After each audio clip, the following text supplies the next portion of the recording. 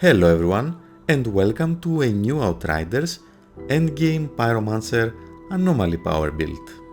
Inspired by my previously budget Firestorm build, today I'm going to share with you the upgrades for mods, weapons and armor.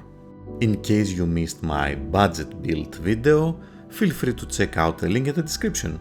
So without any further delay, let's jump right into it.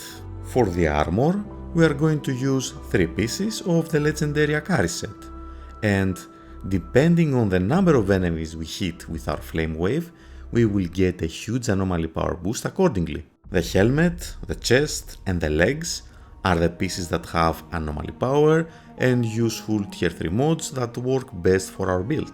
The gloves and boots must also have anomaly power, status power and cooldown reduction as their attributes. Overall, we must have the following mods: the Fire Tsunami, Size Matters, Frequent Phaser, Detonator, Ride the Wave or Tidal Wave, one of the two, Anomaly Echo, Punch on Fire, Burnout, Damage Absorber and no resistance against the Fortified. For the weapons, surprisingly, we won't use the Death Shield, nor the Funeral Pyre. For maximum efficiency, I recommend to break the Death Shield and use the Fortress mode on another weapon that has Armor Pierce and Status Power for its attributes, and a powerful single target or AoE mode.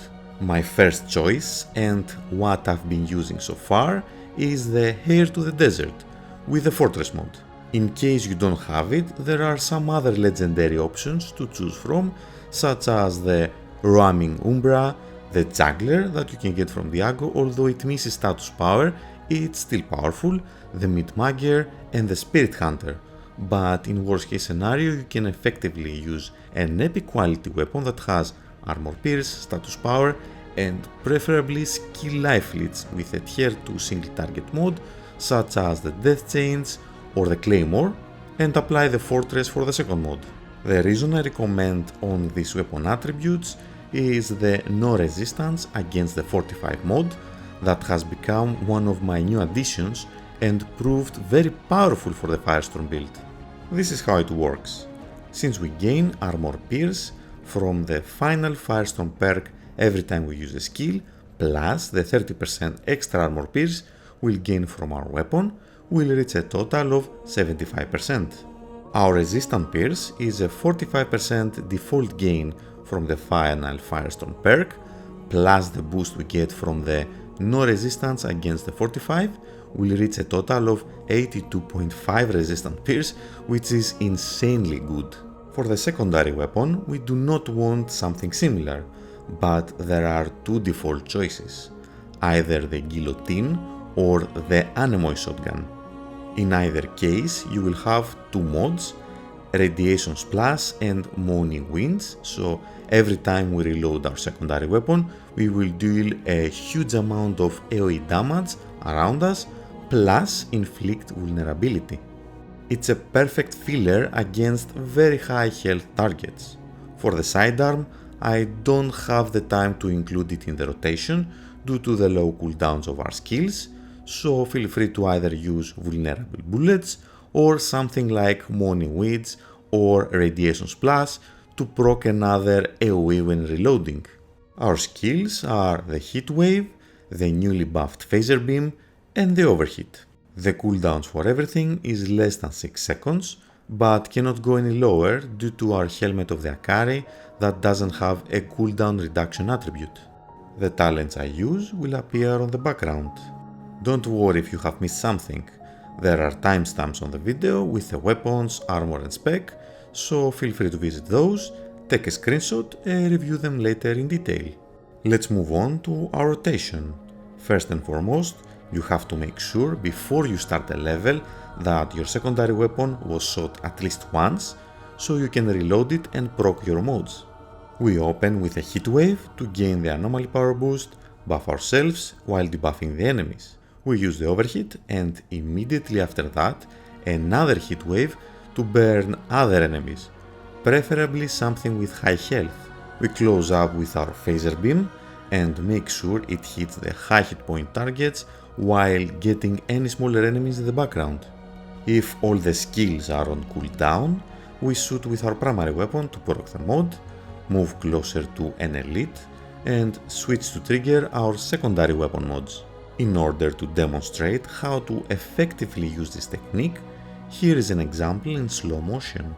We switch and reload our secondary weapon while close to an enemy to proc the mods.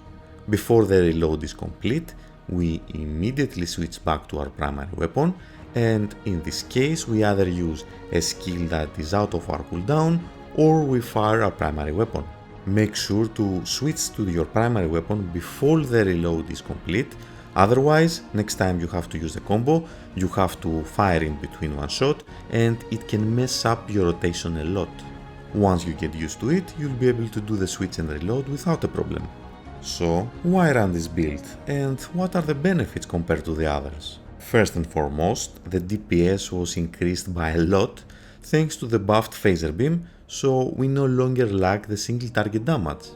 The AoE still remains strong, as well as the survivability, with the highest health from all specs without using any max health armor pieces, and the healing from the burn alone can keep you up easy.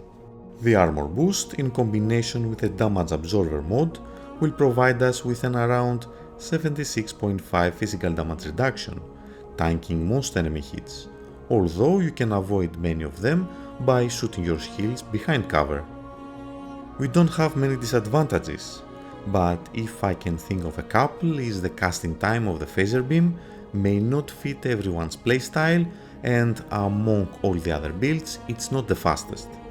But, in my opinion, this is currently the most balanced build I've tried, having very high damage and survivability, making it very consistent for farming solo expeditions fast and without dying. It's highly recommended for those new to the Anomaly Power Pyromancer builds, thanks to its raw power and forgiving nature. For the end of the video, I will leave some gameplay without commentary for Challenge CT15 Expeditions solo while doing gold timers. I hope this video will help you with your Pyromancer build, so feel free to like if you liked it. Thank you very much for taking the time to watch it. Don't forget to subscribe if you want to stay tuned for more upcoming videos for Outriders and other video games. Have a wonderful day everyone.